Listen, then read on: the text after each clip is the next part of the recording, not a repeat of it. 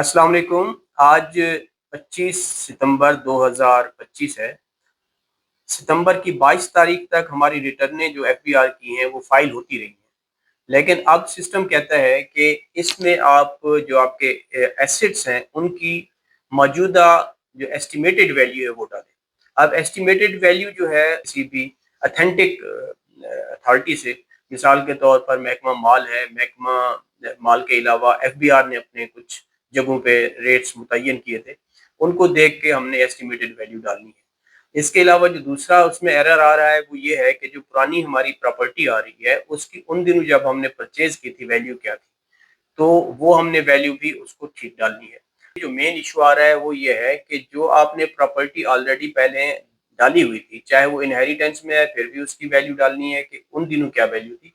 और अगर वो इनहेरिटेंस में नहीं है, हमने पहले परचेज की थी, उसका अगर एड्रेस ठीक नहीं डला हुआ, मिसाल के तौर पर हमने लिख दिया कि जनाब हमने 10 मरले है, प्लॉट है और ये वापडा टाउन में है या ये गुलबर्ग में है, तो वो तो खैर ठीक है, वापडा टाउन और गुलबर्ग का तो अंदाजा हो जाता है।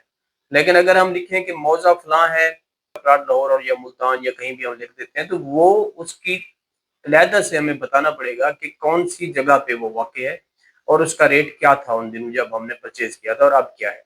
अदरवाइज वो सिस्टम उसको एक्सेप्ट नहीं करता। अच्छा जी, हम चलते हैं आपके हमने अपने एस्टिमेटेड वैल्यूज़ कैसी डालनी है। सबसे पहले हम रिटर्न खोलेंगे। तो सबसे पहले हमने रिटर्न ओपन किए। रिटर्न ओपन करने के बाद हमने इसकी वेल्थ स्टेटमेंट का पोर्शन खोला है। वेल्थ स्टेटमेंट के पोर्शन में पर्सनल एसेट्स और लायबिलिटीज़ में आएंगे।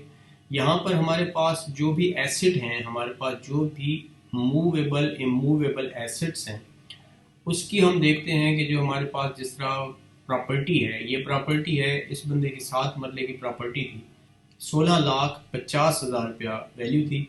वो हमने इसको 50,000 रुपये मरले के हिसाब से बढ़ा के 20 लाख कर दिए, एस्टिमेट किया हमने। फिर बाकी इसके बैंक अकाउंट्स थे वो हमने वैसे लिख दिए, कोई और इसकी प्रॉपर्टी थी नहीं। जो भी प्रॉपर्टीज़ होंगी उसमें हम चेंज करेंगे, सारी प्रॉपर्टीज़ को चेंज करेंगे।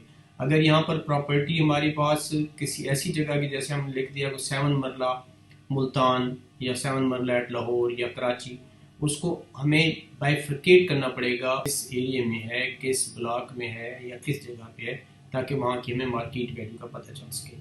और आगे हम आएंगे। आगे अगर हमारे पास गोल्ड है तो गोल्ड हम पहले ज़ीरो लिखते थे, अब ज़ीरो की वजह हमने उसकी वैल्यू डाल देनी है। फ़र्ज़ करें हम एस्टिमेट करते हैं कि 2 लाख रुपए है, 2 लाख, तो हम 2 लाख के हिसाब से इसकी हमने 25 तोले की कीमत 50 लाख डाल दी है।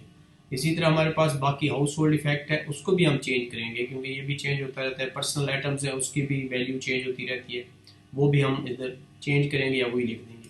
इसी तरह अगर हमारे पास कोई गाड़ी है, कोई हमारे पास और चीज़ है जिसकी वैल्यू चेंज हो सकती है, डेप्रिसिएशन भी हो सकती है, उसमें उसकी वैल्यू बढ़ भी सकती है, तो उन सारी चीज़ों को लिखेंगे। इसको लिखने के बाद फिर हम इसके रिकनसाइल करेंगे, और रिकनसाइल करने के बाद फिर हम रिकनसाइल करेंगे इसको। रिकनसाइल करने के बाद हम इसको जो है ना अपना सबमिट कर देंगे। इस तरह ये हमारी रिटर्न जो है रिकन्सिलिएशन के बाद सबमिट हो जाएगी। फिर हम थोड़ी देर पहले मैंने एक रिटर्न सबमिट की है, उसी का मैं आपको दिखा रहा हूँ। तो इस तरह आप अपनी रिटर्न आराम से सबमिट कर सकते हैं, इसमें कोई दूसरा इशू नहीं है।